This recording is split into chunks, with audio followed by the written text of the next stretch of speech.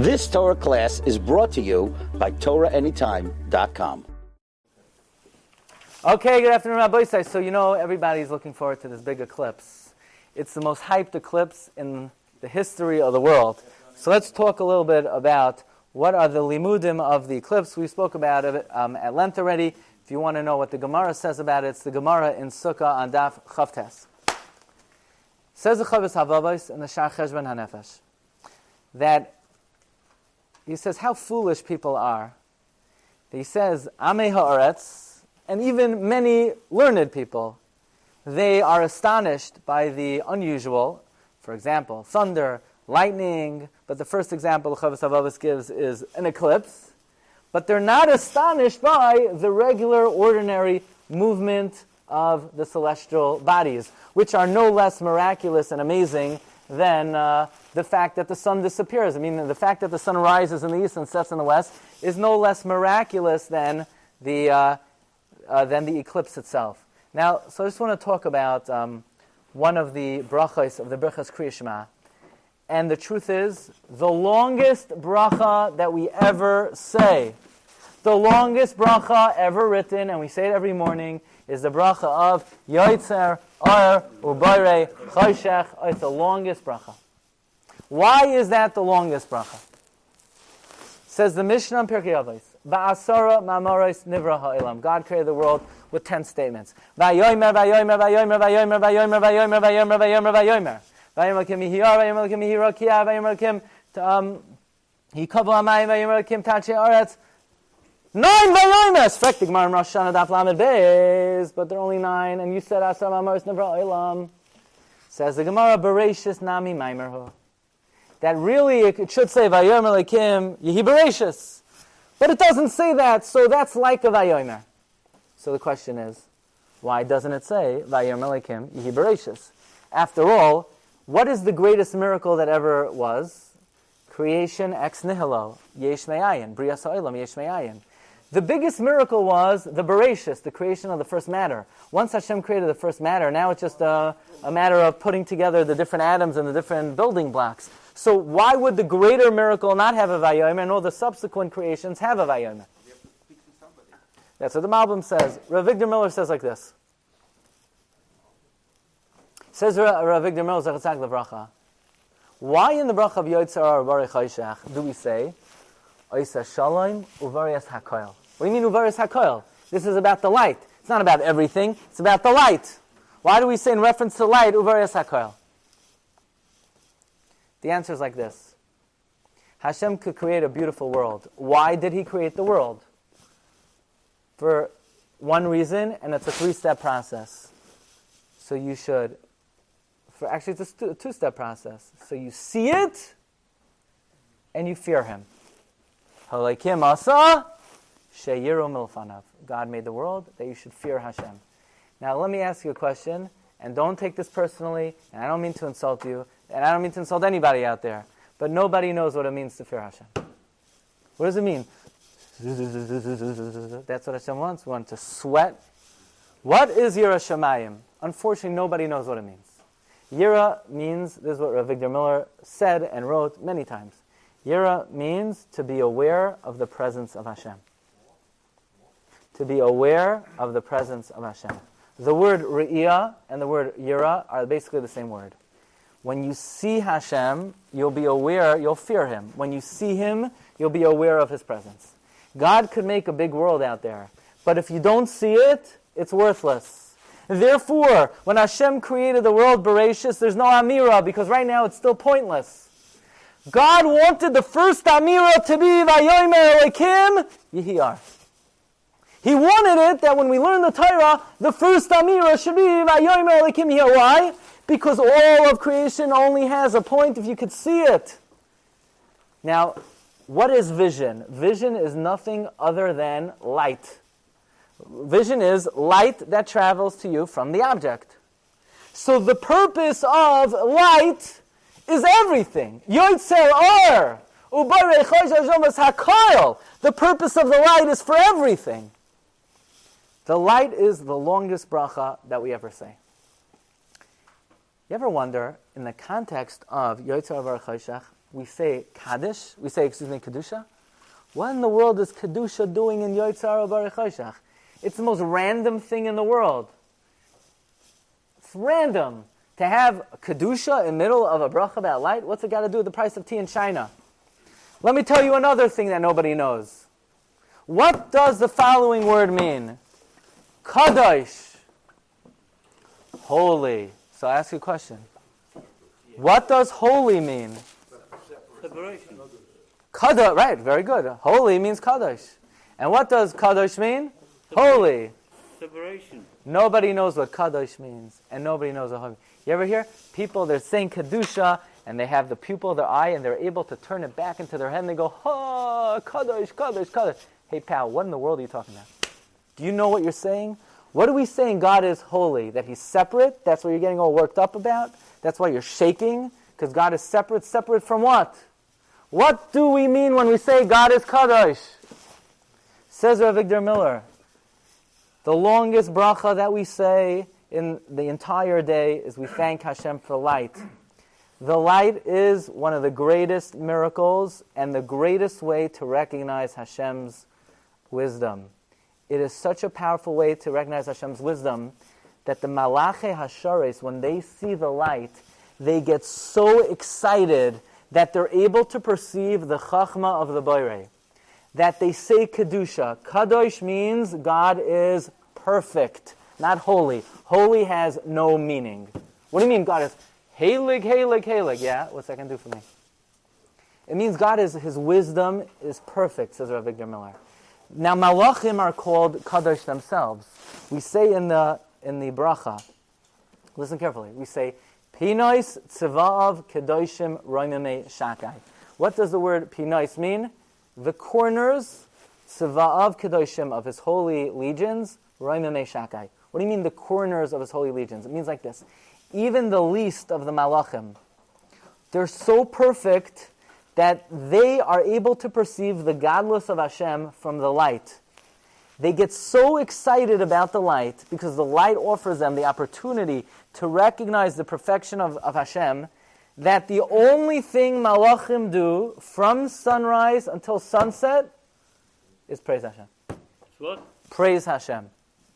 The Kuzari explains, the Malachim, they are such massive intellects that they gather all of their intellect and all of their knowledge from which they perceive from the light, and they say, Ribono Shel Olam, Kadosh! You are so perfect. Even we who are Kadosh and perfect, we acknowledge the fact that, no, you are the one who's perfect. And then they realize that they haven't even begun to scratch the surface of the perfection of the Creator. So they say, you know what? We have to start all over again.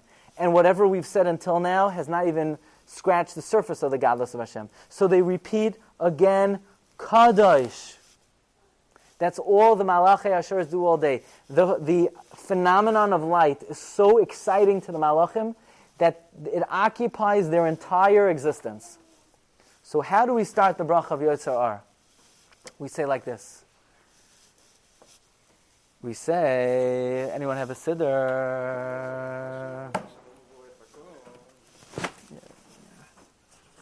We say, in the beginning of Yotzar Or, You know, Rabbi Savitsky was Rabbi Savitsky says Yotzar Or, yeah. What he said. What does he say? 1 second. First I'm going to say what I say.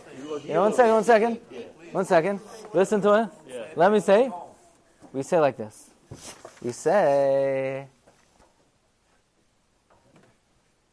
Elokei Olam, B'rachamecha harabim, rachim aleinu. This is in the beginning of Hameir, La'aretz, V'ladarim, Aleha, B'rachamim. Now, first of all, what is the rachamim with which Hashem illuminates the world? The answer is Hashem has so much mercy on us. If we'd be sleeping in bed, and all of a sudden, boom, the lights turned on, you'd wake up, you'd be like, you couldn't even open your eyes. So Hashem, in His kindness and His mercy, the light develops a millionth of a degree at a time. So the first crack of dawn, you barely even notice until the eyes are able to slowly adjust to the coming of the light. That's why He's Hamer La'aretz V'ladarim Aleha B'rachamim. Another rachamim, if the sun would be on a different angle, It would melt us, it would blind us. It's on the perfect angle to make existence possible. But we say like this. We say, Elokei olam b'rachamecha harabim rachem aleinu. Have mercy on us. What's this got to do with the light? This is a bracha of praise of Hashem. Why are we asking Hashem to have rachamim on us? Says Rav Victor Miller, the purpose of the creation of the light is to see it and to be aware of the existence of Hashem. The problem is we're too stupid to recognize it. We're too foolish to recognize it. We don't recognize the sun.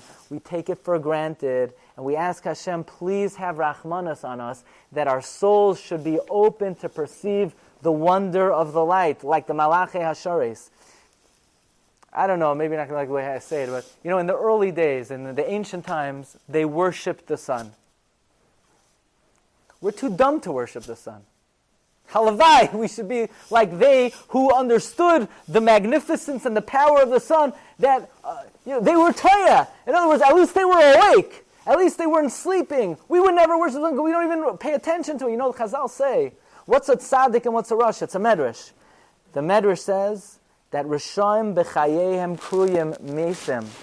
So we would say, I don't know, they're not alive because they don't do mitzvahs. The Medrash says that a Rasha is karoi meis because they get up in the morning and they don't thank Hashem for the sun. That's a lashon of the Medrash. So he asked Ribbon Hashem, Hashem Elokei olam b'rachamecha harabim rachem oleinu, that we should not be dead in this world, that we should be alive and acknowledge that you're godless through the sun.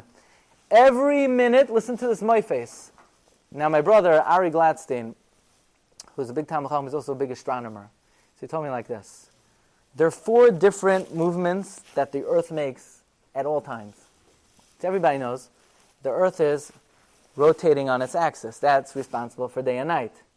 While it's rotating on its axis, it's revolving around the sun. So the rotation is 24 hours. The revolution is 365 days. Yeah? Now, and that everybody knows. And probably everybody knows. And while this is all happening, the whole galaxy is moving at thousands of, tens of thousands of miles a second. The whole sun and moon and stars, it's all moving together. There's a 4th movement. That as the Earth is rotating, you ever turn a top? So besides spinning, it wobbles. The Earth wobbles. How long does it take the Earth to make in one wobble? Takes 27,000 years. Say, that's a scientist. No, we accept this. If you look in the Gemara, one of the greatest chasadim of Hashem, my brother told me, is that we have something called the North Star. Polaris, I think it's called, right? Yeah. The North Star. Why doesn't the Gemara talk about it? Because 1,500 years ago when the Gemara was written, the Earth's wobble was that it wasn't the North Star back then. But Hashem said, you got to discover America. So I'm going to make sure that the wobble that you're going to be born into will be such that you'll have a North Star, you'll be able to travel on the waters. So now, 1,500 years later, the Earth has wobbled enough that we have a star directly north. So you can imagine someone is rotating, revolving, wobbling, and moving the whole thing, and somehow we don't even feel it. All we know is we wake up in the morning, and we see a beautiful sun. And every single minute, listen to this, millions of tons of energy come out of the sun. Now normally, when something loses millions of tons of something, they become smaller. And yet, for the last 57 and change years, the sun loses millions of tons of energy every minute, and it's the exact same size. So, you would expect, so who's fueling it? Even a car battery, how long does it last for? And here the sun is producing so much energy. Every leaf that you eat, every salad you eat, every piece of meat you eat, all the energy from it comes from the sun. Whenever you eat food, it comes from the sun. If we wouldn't have the sun, the world cannot exist. Right. When the sun shines on your skin, it produces vitamins. When it shines on your skin, it destroys bacteria. When the sun shines on your skin, it puts you in a good mood. Those are only 3 benefits of the sun. But we're not great enough to spend our whole day speaking about the greatness of the sun. But the Malachei Hasharis, when they see the sun, they say, there are billions of benefits that are coming out of the sun. They don't have enough time to thank Hashem enough for the benefits of the sun. All they do all day long is Kadosh, Kadosh, Kadosh. God, your perfection is endless. That's why Kedusha is in the Brach of Yetzer Ar, because what excites the Malachi Hasharis is the phenomenon of the sun. And we ask Hashem, Elekei Ohilam, B'rachamecha Harabim, Rachem Aleinu. Please have mercy on us, that we should perceive some of the benefits of the sun, that we should be able to walk outside and say, you know what? Toivim ma'oros shabara Elekeinu.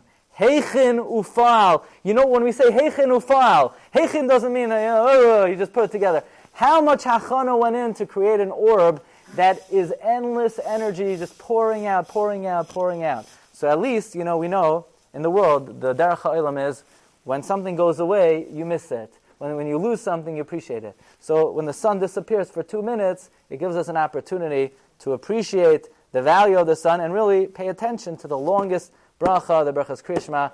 Yotzar Baruch Choshech, but ultimately through the sun, U'Barias HaKol, we're able to appreciate all of Brias Olam. Shkayach. Beautiful. Like 186,000 miles per second. You've just experienced another Torah class brought to you by TorahAnytime.com.